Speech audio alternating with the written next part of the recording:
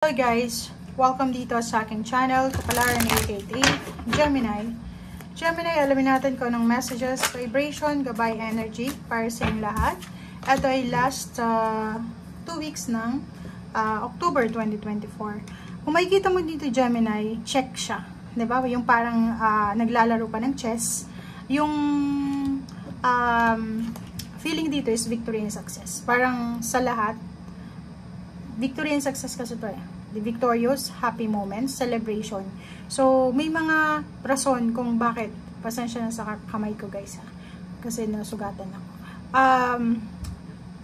May mga panahon or may mga rason kung bakit ka kailangang maging masaya. Or may mga rason kung bakit ka magse-celebrate ngayong last 2 weeks na to ng October. So, ibig sabihin yan, may mga pinagdaanan ka Gemini. Ang dami mong napagdaanan na problema, health issues, emotional, family, money, career, or kung ano pa man to. Pero at last, diba? Parang ito yung pakaramdam na sa wakas, nakuha mo na, sa wakas, dumating na, sa wakas, nakalabas ka na, sa wakas, natapos din. Parang ganun. Yung parang pakiramdam mo na ang bigat-bigat ng pinapasan mo, ay posibleng nawala na sa balikat mo. Like a hatred, resentments, or pwedeng relationship na feeling mo hindi ka na masaya, gusto mo nang mag-exit pero hindi mo magawa-gawa kasi naaawa ka, natatakot ka na makasakit ng tao. So nakikita ko siya dito at last nakuha mo na rin. Okay? So parang victorious Gemini yung nakikita natin dito, masaya, nagse-celebrate siya and alam niya na natalo niya lahat ng problems or pwedeng anxiety or depression o ano pa man, basta siya yung panalo. Parang na-overcome niya lahat ng mga hindi maganda sa buhay niya. Okay? High Priestess, trusting your intuition. Dito sinasabi na yung nangyari sa'yo or nangyayari sa'yo sa ngayon, kailangan mo siyang parang ilagay sa isip mo as lessons. Kasi yung mga hindi magandang nangyari sa buhay mo, minsan, dala yun ng sobra kang aggressive. Yung actions ka lang, kasi normally ganun yung Gemini, diba? Yung gagawa ka lang ng actions, bahala na kung magsiksi ka sa bandang huli, parang ganun. So, eto, sinasabi sa'yo na kailangan mo ng careful na pag-iisip, reflection, bago ka gumawa ng actions. Hanapin natin yung tamang information bago tayo gumawa ng actions or bago tayo mag-react or bago tayo gumawa ng kung ano man na resolution.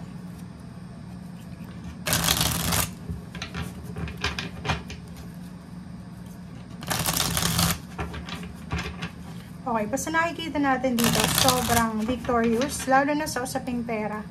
Recognition, rewards, awards, parang ikaw yung nasa spotlight since September pa to. Wow, ang galing. So, dito naman, sinasabi sa'yo na posibleng may good news ka na matatanggap, email, chat, call, or pwedeng recommendation from someone na mas mataas yung posisyon, na pwede mong pagkakitaan. So, if naghihintay ka naman ng pera or naghihintay ka ng trabaho, job offer, or pwedeng kung ano man siya, sinasabi sa'yo dito na makakatanggap ka ng balita. Okay? So, bago matapos yung Oktubre, makakatanggap ka ng good news na pwedeng magdala sa'yo ng peace of mind. Kasi peace of mind tong Queen of Cups. Relax yung kung sino man ito.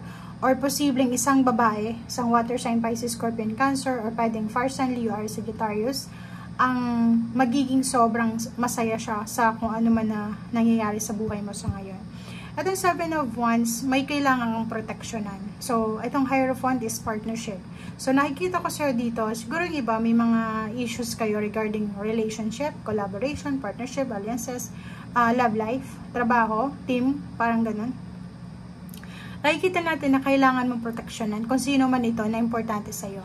Pero usually, atong Hierophant nito is relationship to, intimate relationship. So, pwedeng girlfriend, boyfriend, kailangan mong proteksyonan. May kailangan kang trabahuhin, diba? Kailangan mong trabahuhin yung relationship mo, kailangan mong hanapin yung peace and harmony, kailangan mong hanapin yung sagot, parang ganun. Kailangan mong hanapin yung sagot sa kung ano man ang issues na hindi nyo mapagkasunduan. Okay, so Queen of Wands, wow, ang galing neto. 'Diba? So, i-check talaga. Check talaga dito sa chest. Parang sinasabi sa'yo, yung tower moment mo is no more na siya. Okay?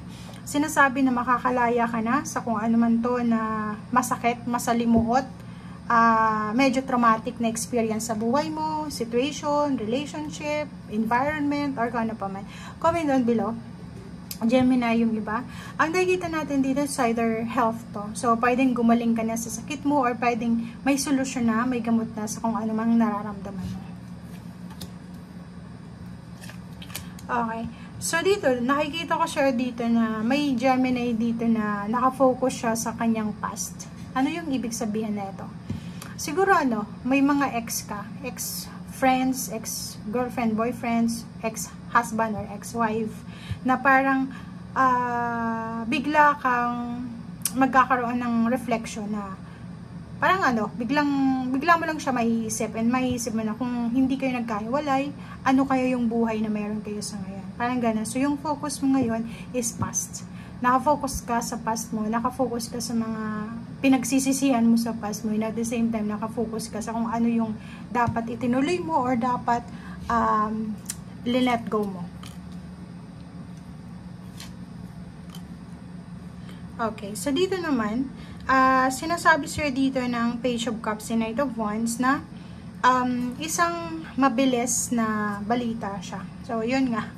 Be careful sa may mga asawa, sa may mga boyfriend, girlfriend, nasa stable relationship kayo. Kasi, ang nakikita natin dito, pwedeng may mga pagkakataon na may mga magkasintahan dating mag-asawa, na posibleng magkita sila, magkaroon sila ng chance makapag-usap sa social media, or pwedeng sa cellphone, or kung ano pa man. And then yun, pwedeng mag-rekindle, diba? Mag-rekindle yung kanilang nararamdaman, bumalik yung init, diba? So, kasi may excitement dito eh. So, it's either excited yung dalawang taong magkita, past siya eh. Past. Hindi to yung future, past siya eh. So, comment down below yung iba sa inyo dyan na parang makikipagkita, makikipagbalikan sa kanilang past, or posibleng makikipaghalubilo sa dati nilang in-laws or kung sino man siya. So, paki-comment sa comment section. Last card natin is Wheel of Fortune. So, ang Wheel of Fortune na to is sinasabi na yung pag-ikot ng Wheel of Fortune is pabor para sa'yo. So, ibig sabihin, lahat ng nawala sa'yo ay posibleng ibalik ng universe. Lahat ng kailangan mo ay ipoprovide sa'yo. Lahat ng nangyaring hindi maganda ay posibleng ilalagay yun ng universe sa tamang direction or tamang lugar sa past mo, para hindi mo na maalala. Parang ganun, di ba? Ganun, iikot. Kung nasaan ka man, it's either mag-stay ka dito sa taas, kung nasa taas ka na, or kung nasa bottom ka, iitaas ka na. Okay? So, thank you guys. Bye!